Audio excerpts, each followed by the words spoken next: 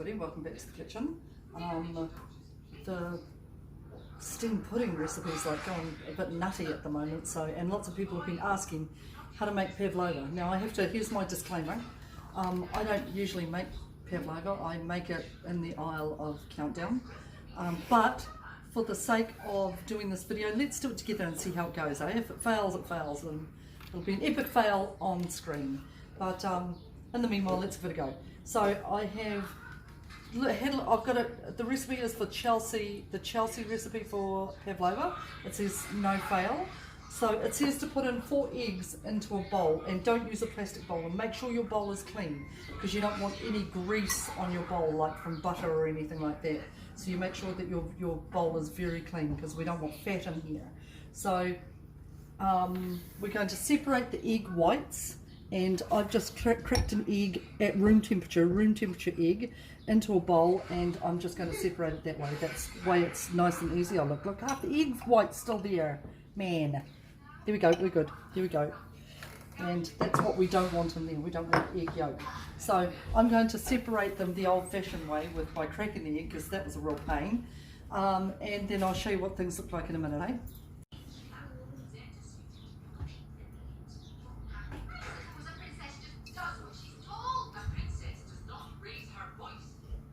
Our eggs in there, and there's no egg yolk in there.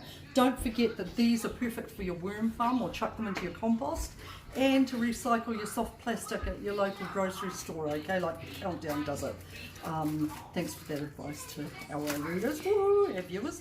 And also this cardboard can also go straight into the compost. Worms love that sort of stuff. Right, so I've got our 4 egg whites in there, here, and it calls for 1.5 cups of castor sugar. So castor sugar is a cross between powdered sugar, like icing sugar, and granulated sugar. It's a lot finer. The grain's a lot finer, if you can have a look there. So just makes it easier to dissolve. And it's good for things like shortbread and that sort of stuff. Excuse the noise in the background, I've got the grandkids over. Netflix is babysitting them for another half hour. I can't get that little. Right, it says to have a teaspoon of vinegar. Can you not turn that down a bit, please? A teaspoon of vinegar and a teaspoon of vanilla essence. Thank you, to Brave in the background. And it also says 2 tablespoons of hot water. Now, I've never used this recipe before. Like I said, I'm a bit of a newbie at this. 2 tablespoons of hot water. Oh, that was loud. Okay, so I've got everything in here, and it says to beat for 10 minutes. So, new beater, I'm going to beat it for 10 minutes. So, what's your time? It says beat it on high. So, meet me back here in 10 minutes and we'll see how it looks, eh? How long's it been? Probably about 6 minutes, and it's a lot thicker, way thicker than it was, and it's become really glossy. Can you hear me? Glossy! How good does that look? How easy was that? That was flipping easy. You know, all those times that I've spent like $10, $11 plus buying blimmin' ready-made pavs, never again. I'm going to make mine, because that must have cost what? Oh, $2 to make, if that. Okay, right, so I'm going to get all my ingredients. Look how firm that is.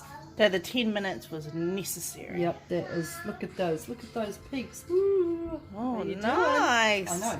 Right, so over here I've got the last of my baking paper, also necessary, and I have just drawn an outline of a plate, okay, just to give me a sort of fair idea. Not that I'm into like perfect anything, you know that, don't you?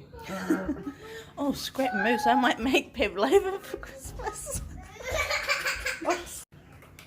Yeah, I've made pavs before, you know, a couple of pavs before, and they've been good, but nowhere near as like firm and stiff as this is. And I would never have added everything all at once, but you know what, it's totally worked. So here's our gorgeous pavlova. It looks so good. Doesn't it just? I know. Don't be tempted to lick it either. Remember, it's still raw ingredients. And I want those gorgeous peaks so that when it cooks, I can pick them off. So I think that's the best part to pavlova. Okay, so now here's the trick. I've got the oven heated at 140 degrees, fan bake, and I'm going to put it in the oven for, now let me read this recipe. 10 minutes. 10 minutes. Okay, 10 minutes at 140 degrees. Then I'm going to turn it down to 120 degrees, okay? And leave it in there for a bit. So I'll let you know what happens after that. So I'm going to pop it in the oven, eh? This was cooking for, we had it at 140 degrees, fan bake For 10 minutes. 10 minutes. Then it went down to 120 degrees for 30 minutes. And then we turned off the oven. And did we turn off the oven? Yeah, we turned it off and let it sit in there. For an hour. So this is our nice, can you hear that? Crispy, oops, look at me. Crispy pavlova. Very cool. So that had to be one of the easiest recipes ever. And like I said, I'm not paying $11 ever again, when realistically that probably cost $3, $4 max to make. So I'm not going to cream it today because I'm going to save that for Christmas so that I don't have to make another one.